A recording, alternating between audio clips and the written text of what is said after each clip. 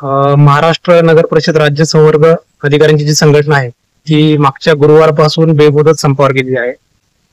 आमच्या संप करण्यामागचा उद्देश एकच आहे की ज्या आमच्या मूलभूत मागण्या आहेत सरकारकडे त्या अद्यापही प्रलंबित आहे. आम्ही मागचे 2-3 वर्ष त्याचा पाठपुरावा करतोय सरकारकडे, परंतु त्या कोणत्याही मागण्या आजपर्यंत सुटलेल्या नाहीत.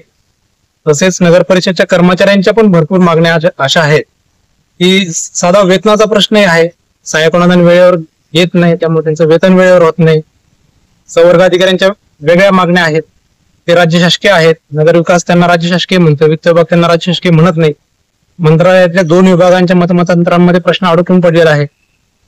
अद्यापही 13 वर्ष 14 वर्ष झाले संवर्ग स्थापन होऊन सेवार्थ आयडी अद्यापही एकालाही मिळालेला नाही. 10-20-30चा जो आश्वासन प्रगतीचा GR आहे तो नफा कर्मचाऱ्यांना अद्याप लागू केलेला नाही. अशा ज्या आमच्या मूलभूत हस्ताक्षर बाबींच्या ज्या मागण्या आहेत त्या पूर्ण होण्यासाठी आम्ही या नाईलाजास्तव बेमुदत संपात उतरलो आहे आणि आमची सरकारला विनंती आहे की या मागण्यांचा गांभीर्यपूर्ण विचार करून त्याच्यावर आम्हाला एक चांगलं सोल्युशन द्यावं.